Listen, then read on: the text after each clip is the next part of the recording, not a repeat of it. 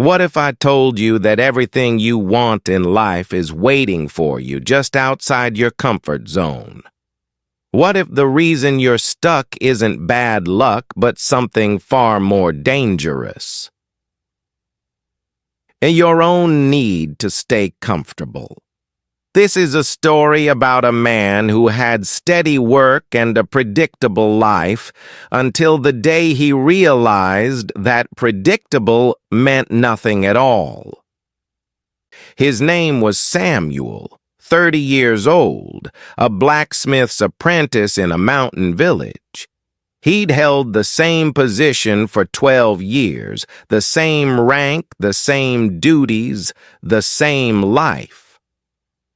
Every morning, Samuel woke at dawn, stoked the forge, hammered nails and horseshoes, repaired broken tools, collected his wages, went home. The work was steady. The master blacksmith was fair. The routine was predictable. But Samuel had a secret. Late at night, when everyone slept, he'd sneak back to the forge, and there, by dying embers, he'd work on something different. Swords. Not ordinary swords. Masterwork blades. Damascus steel with patterns like flowing water, hilts wrapped in leather and wire, weapons that were art. Samuel had studied the old techniques, learned from ancient texts, practiced folding metal thousands of times. He was good, better than good. His blades were exceptional. But no one knew because making swords meant taking risks. It meant moving beyond apprentice work. It meant standing out. And Samuel had learned long ago that standing out was dangerous. So he kept his head down, made his horseshoes, and dreamed in secret. One evening, as Samuel hammered at the forge, his master approached him. "Samuel, you've been with me 12 years. You're skilled, reliable, but you're still an apprentice." Samuel looked up, heart racing. "You could be more, but you'd have to want it. You'd have to push yourself, try new things, take on challenges." Samuel nodded slowly, but inside, fear gripped him. "I'm comfortable here, master. I know my work." The old blacksmith sighed. "That's exactly the problem, lad. Comfort is a slow death for craftsmen, but I won't force you." He walked away, leaving Samuel alone with his hammer and his fear. That night, Samuel sat in his small room, staring at a sword he'd hidden under his bed. Beautiful, perfect, useless, because he was too afraid to show it to anyone. Then, one winter morning, everything collapsed. Samuel arrived at the forge to find it cold, dead. His master sitting on the steps, face pale. "I'm sick, Samuel. My hands shake. I can't work anymore. I'm closing the forge. I'm sorry."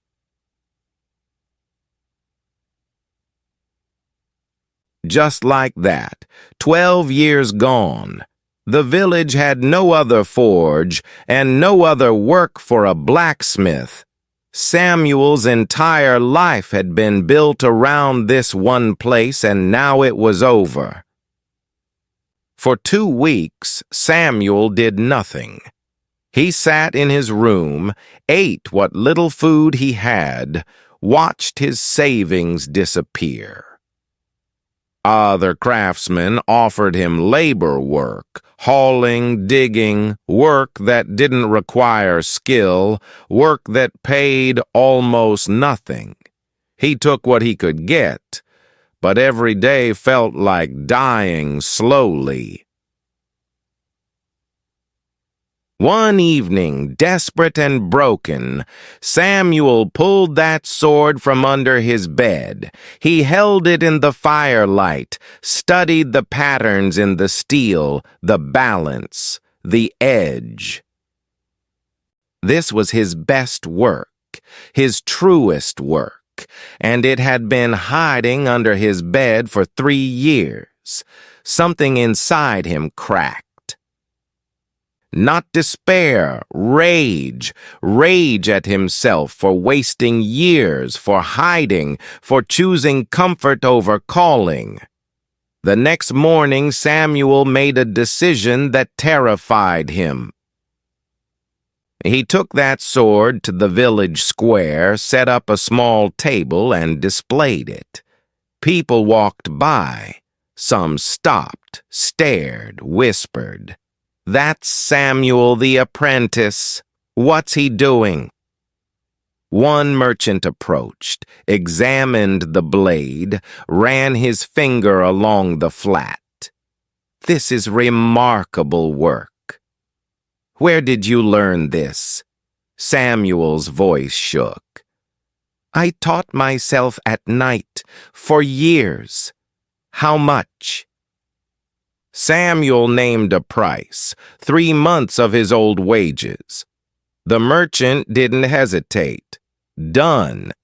Samuel stood there stunned as the merchant counted out coins, more money than he'd ever held at once. "Can you make more?" Samuel looked at his empty hands, then nodded. "Yes, I can." But making more meant everything had to change. Samuel rented a tiny workshop, barely more than a shed.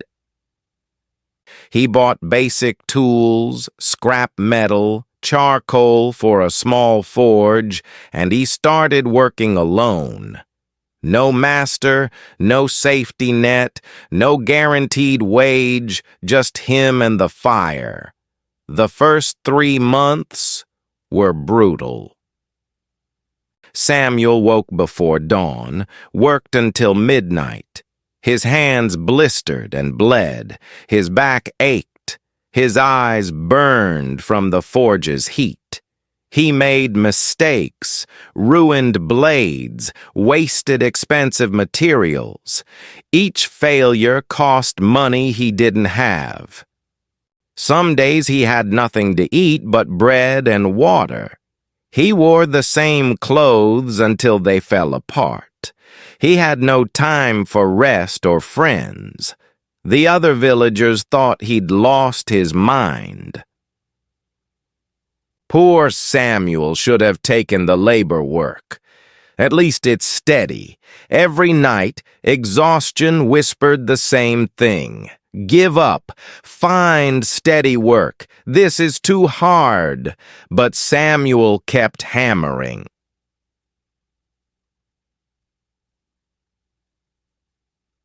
Not because he believed he'd succeed, but because going back to comfort felt like death. 4 months in, Samuel finished his 5th sword. He'd improved with each one.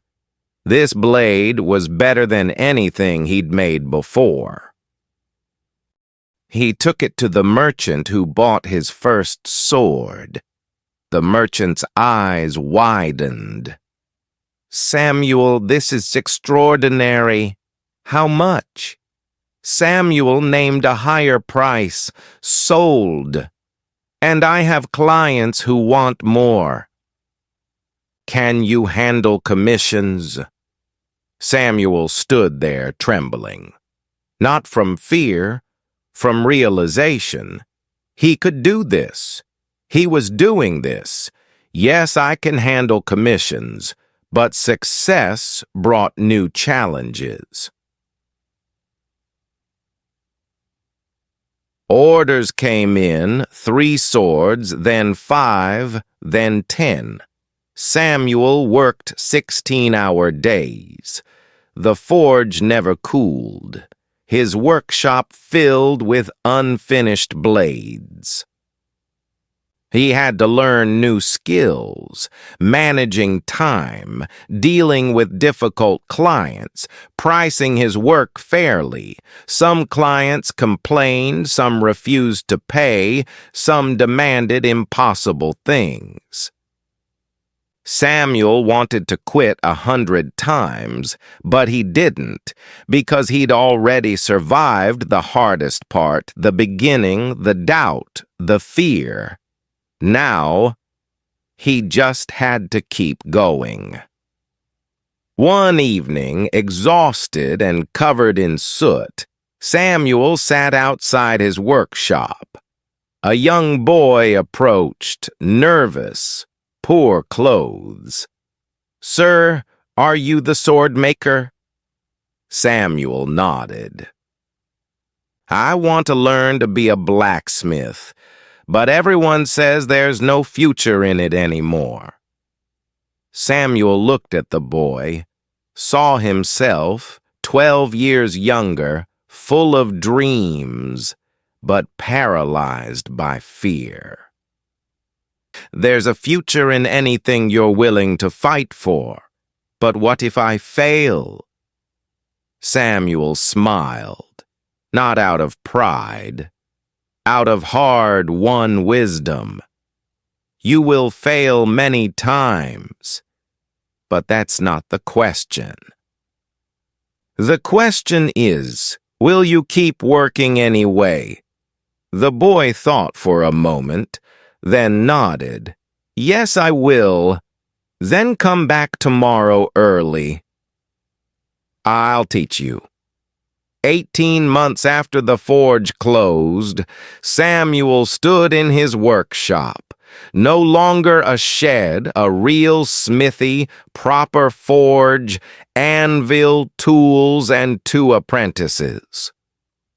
The boy who'd asked to learn, and a girl whose father thought blacksmithing was no trade for women. Samuel proved him wrong. He had steady clients, merchants, guards, even a minor lord who commissioned a ceremonial blade.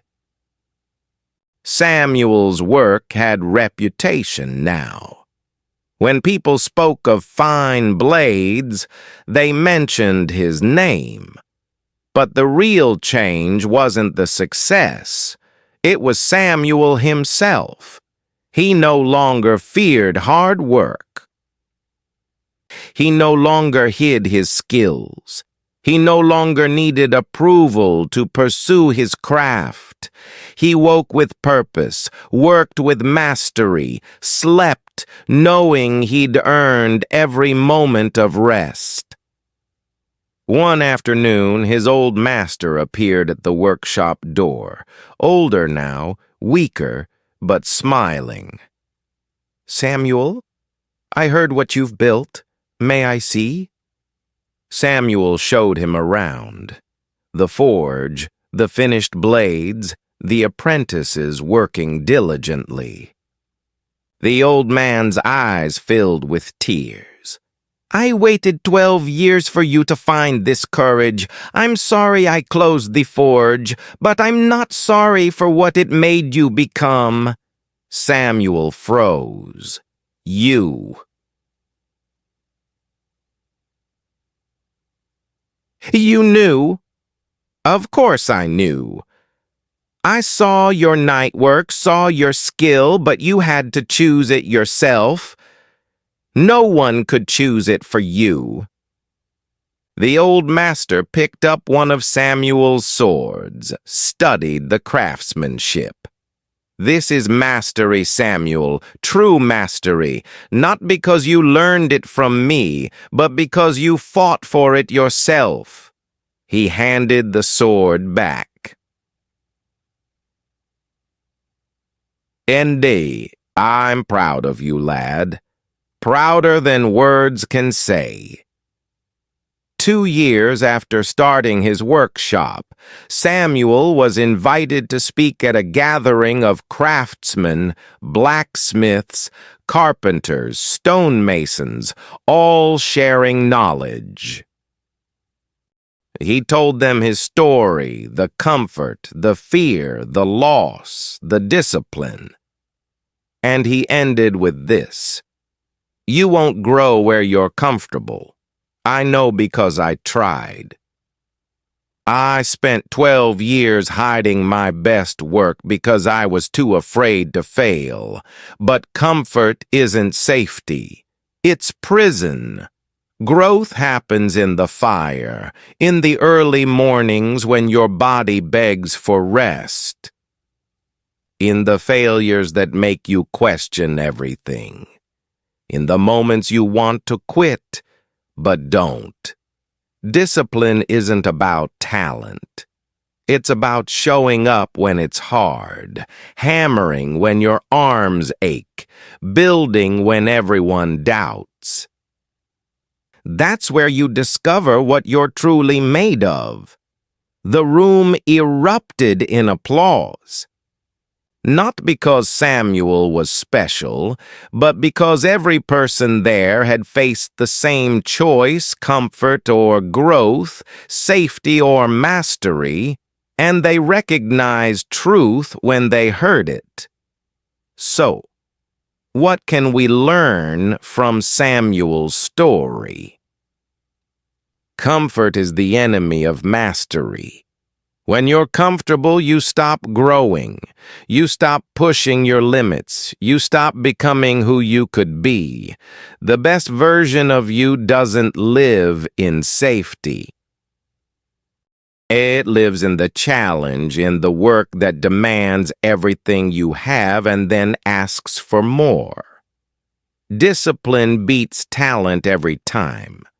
Samuel wasn't the most talented blacksmith, but he was the most disciplined. He showed up every day. He worked when he was tired. He learned from every failure. That's what separates masters from everyone else. Not gifts, not luck, discipline. Fear of judgment keeps more people stuck than actual failure.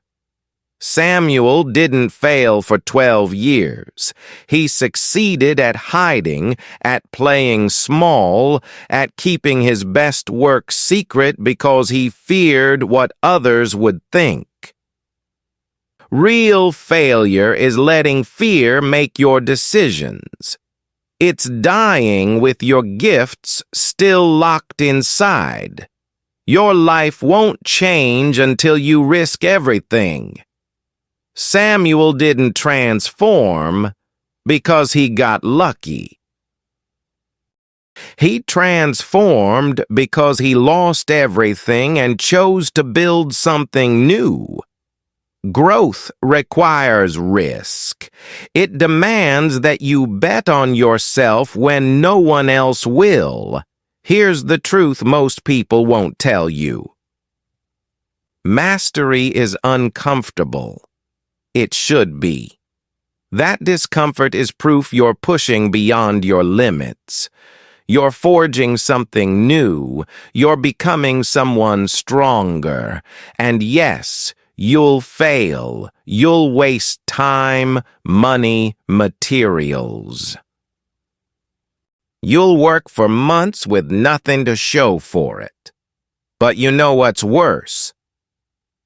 Dying with your masterwork still hidden under your bed, with your greatest gifts locked away because you were too comfortable to risk sharing them. So ask yourself, what are you hiding? What skill have you been practicing in secret? What version of yourself are you too afraid to show the world? Because here's the thing. The world needs what you're hiding. But more than that, you need to stop hiding, not for applause, not for approval, but because living small when you're meant for mastery is the cruelest thing you can do to yourself. Samuel's story isn't unique. Thousands face the same choice every day. The difference is what they do with it. Some choose comfort, and 20 years later, they're still in the same place, same routine, same regrets, same masterwork hidden away. Others choose discipline. They light the forge. They risk everything. They hammer away in the darkness. They build something real with their own hands. Not because they're fearless, but because they decided that mastery was worth more than comfort. This is your reminder. You won't grow where you're comfortable. So, step into the fire, embrace the heat, discipline yourself, and forge something extraordinary. Not overnight, not easily, but permanently. Because on the other side of discipline is the master you've always been meant to become. The craftsman, the creator, the one who doesn't hide. And they are waiting for you. The question is, will you light the forge and start hammering? Chapter D. Thank you for being part of today's story. Remember, every story you hear is a new step on your journey to mastering English. If you found this video helpful, please give it a like and subscribe to Read and Rise English. Together, let's learn, grow, and rise. Until next time, keep reading and keep rising.